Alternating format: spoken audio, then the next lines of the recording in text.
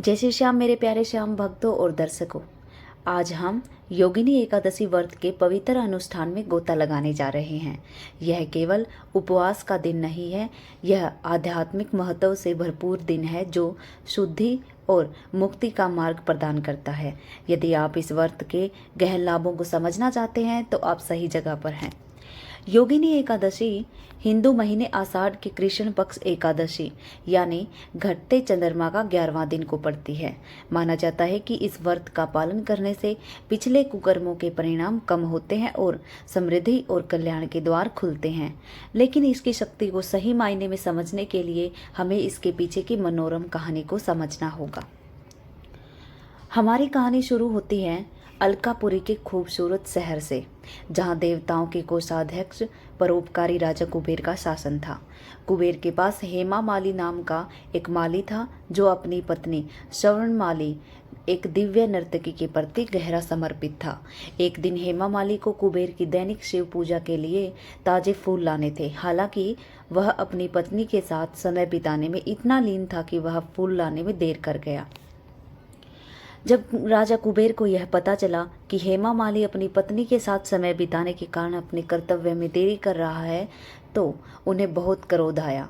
क्रोधित होकर उन्होंने हेमा माली को श्राप दिया कि उसे कुष्ठ रोग को सहना होगा और पृथ्वी पर अपने प्रियजनों से दूर भटकना पड़ेगा। श्राप के कारण हेमा माली एक यक्षिणी बन गया जो कुष्ठ रोग से पीड़ित था और धरती पर भटक रहा था। कई सालों तक उसने दुख और दर्द में समय बिताया, अपने भाग्य पर विलाप करता रहा। एक दिन भटकते हुए वह मार्कंडेय ऋषि के आश्रम में पहुंचा, जो अपनी महान तपस्या और ज्ञान के लिए जाने जाते थे। हेमा माली ने ऋषि को अपनी दुर्दशा और श्राप के बारे में बताया। ऋषि मार्कंडेय को हेमा माली पर दया आ गई।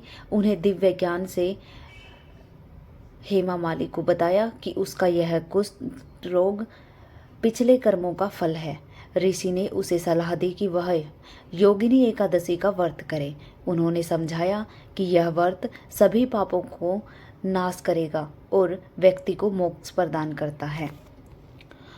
ऋषि के मार्गदर्शन का पालन करते हुए हेमा माली ने श्रद्धा और भक्ति के साथ योगिनी एकादशी का व्रत रखा। उसने भगवान विष्णु की पूजा की, रात भर जागरण किया और व्रत के सभी नियमों का पालन किया। व्रत के प्रभाव से हेमा माली ने धीरे धीरे अपने कुष्ठ रोग से मुक्ति पा ली। उसका शरीर शुद्ध हो गया और वह अपने मूल दिव्य रूप में लौट आया। उसने न केवल अपने श्राप से मुक्ति पाई बल्कि उसे अपनी पत्नी श्रवणमाली से भी पुनर्मिलन का सौभाग्य मिला। यह कथा हमें सिखाती है कि योगिनी एकादशी का व्रत कितना शक्तिशाली है।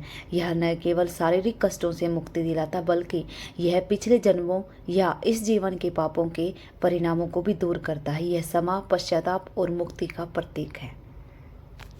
जय श्री श्याम दोस्तों।